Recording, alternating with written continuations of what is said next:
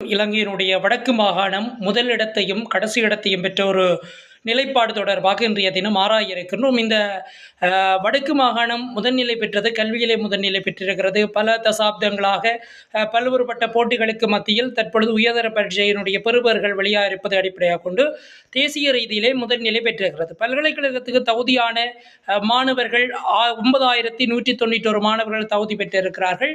அந்த வகையில் இது தேசிய ரீதியில் ஒரு முதன்மையான இடத்தை வழங்கியிருக்கிறது. இந்த மாணவர்கள் 65.19% மாணவர்கள் பல்கலைக்கழகத்துக்கு தெரிவாகி இருக்கிறார்கள். உயிரியல் பௌதிவியல் பிரிவிலே தேசிய ரீதியில் 1ஆம் இடத்தையும், பௌதிக விஞ்ஞானம் வர்த்தக பிரிவிலே 5ஆம் இடத்தையும் பல்கலைக்கழகத்துக்கு தகுதியான வரிசையில் தரவரிசைப்படுத்தப்பட்டிருக்கிறது. 2024ஆம் ஆண்டு 2ஆம் இடத்தை பெற்றிருந்த எமது வடக்கு மாகாணம் தற்பொழுது கல்வித்துறையிலே ஒரு முன்பாய்ச்சலை நகர்த்தி இருக்கிறது, 1ஆம் இடத்தை பெற்றிருக்கிறது. அதை தாண்டி இந்த முறை நடந்த உயர்தர பரீட்சையில் 534 மாணவர்கள் சகல பாடங்களிலும் 3A பெற்றிருக்கிறார்கள். மாணவர்களுடைய வீதத்தின் அடிப்படையிலும் தரவரிசையின் அடிப்படையிலும் வடக்கு மாகாணம் தேசிய ரீதியிலே முதன்மை பெற்றது என்பது ஒரு சிறப்புக்குரியபடியாக இருக்கின்றது.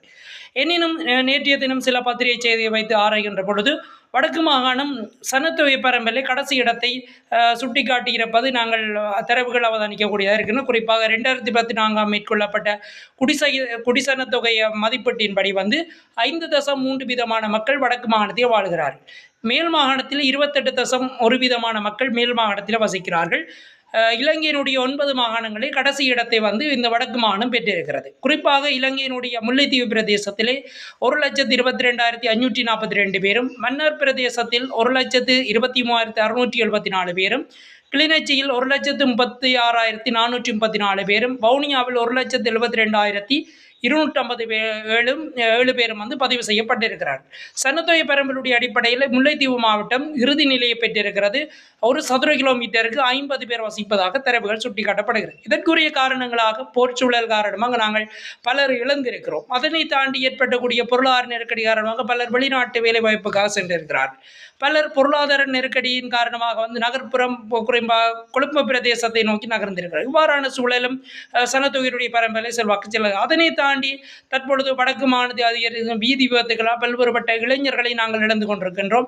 இதன் காரணமாக பல்வேறுபட்ட சனத்தொகை வீதத்திலே பாரிய குறைபாடுகள் இருக்கிறது. அதை தாண்டி போதைப்பொருள் பாவனை, மதுபான பாவனை என்பது திட்டமிட்டு ஒரு சமூகத்தை அளிக்கின்ற ஒரு செயற்பாட்டு என்பதை நாங்கள் ஆழமாக புரிந்து கொள்ள வேண்டும். சனத்தொகை பரம்பல் குறைவடைகின்ற பொழுது எங்களுடைய பாராளுமன்ற பிரதிநிதித்துவம் குறைவடையும்.